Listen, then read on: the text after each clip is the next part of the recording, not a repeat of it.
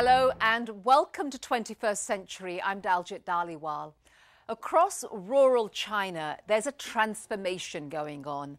More and more women are stepping out of their traditional roles and into positions of power.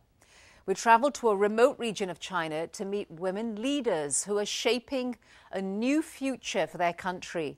Here's their story.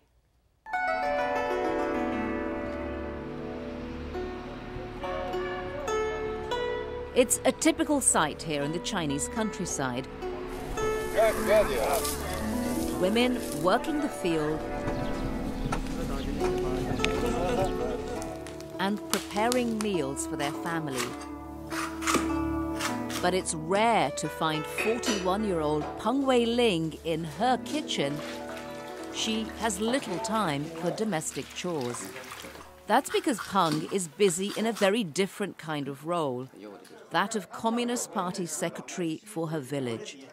She was elected 4 years ago, the first time ever that a woman in her province attained such a leadership position.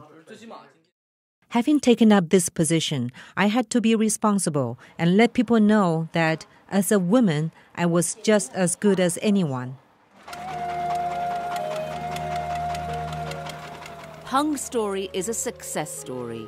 It's also the story of many women's struggle to secure positions of power, a tale shared across much of rural China, where women have customarily had little say in the affairs of their community, and where more than 75% of all officials are men.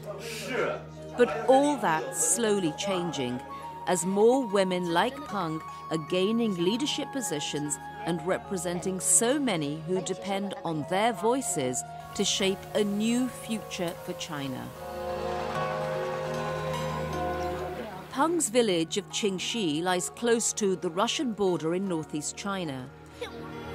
With only some 3 months of frost-free days a year to plant and harvest, life is especially difficult for the families she serves. Peng spends most of her time advocating for them, like helping farmer Ke Pei-ching gather evidence of damage for an insurance claim after his land was flooded. Whether or not he receives this compensation can mean the difference between saving his field or him losing it all. As an official, my main responsibilities are looking after village affairs, communicating with higher levels of government, and putting in place policies to improve infrastructure in the village and to help develop the economy of the community.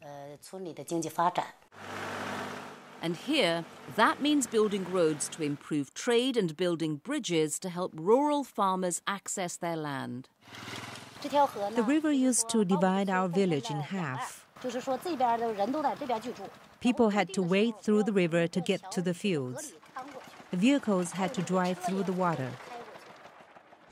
But one of the most important responsibilities, Peng says, is handling disputes that often begin over issues of land ownership and boundaries.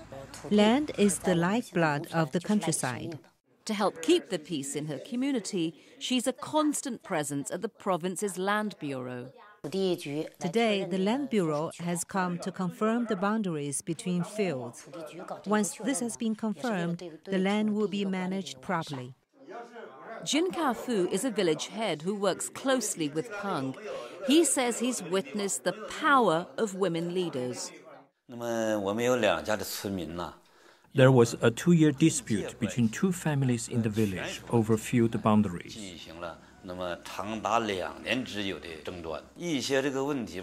The local police couldn't sort it out, and neither could the court. But the Secretary Peng and the village party committee harmoniously resolved the years of grievance. Efforts are underway across rural China to get more women involved in shaping policy and enacting change. A pilot project to do just that was launched in Peng's own village with the support of the United Nations Democracy Fund, UNDEF. Our project tried to increase the number of women leaders. Mikiko Sawanishi is UNDEF's deputy executive head. She says the first step is identifying potential female leaders in villages across the country and then training them to run as candidates. They're taught about the issues of politics and are given guidance on the electoral process.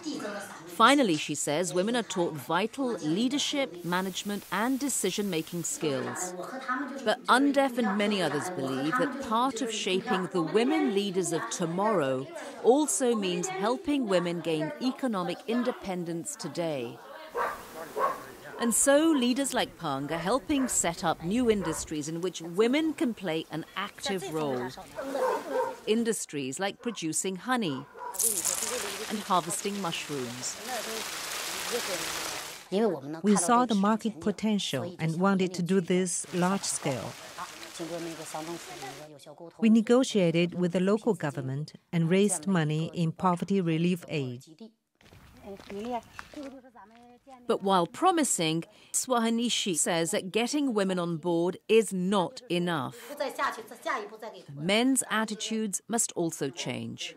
Project also educate or change the men's perception so that also men can support and help the women to raise their voice, where women can really voice their rights. Men and women should be equal and independent. If their status in the family is not raised and they are not given equality, then that's discrimination. But while the women remain hopeful that change will come, juggling the demands of their roles in government with the needs of their families and their farms in many cases has not been easy for so many women leaders here. I used to be the main force at home in farm work. Since becoming party secretary, I don't have time to work in the fields anymore. My husband showed us the whole responsibility. I feel very guilty about this. I'm really sorry about it, but there's nothing I can do. But in what Peng hopes is a sign of new times in rural China, neither she nor her husband and son would have it any other way. At first, the man in the village said, I was like a woman. I had to look after the chickens and ducks and do all the housework. But I accept this for the sake of Peng Wenling's work. I just hope she can do a good job, and that's enough for me. It's also enough for her son, whose pride in her position gives her hope for the next generation of women leaders. Sometimes when I hear people thanking my mother from the bottom of their hearts for helping them, I feel very happy. Even though she can't spend much time with her son or husband, she can help others to live well.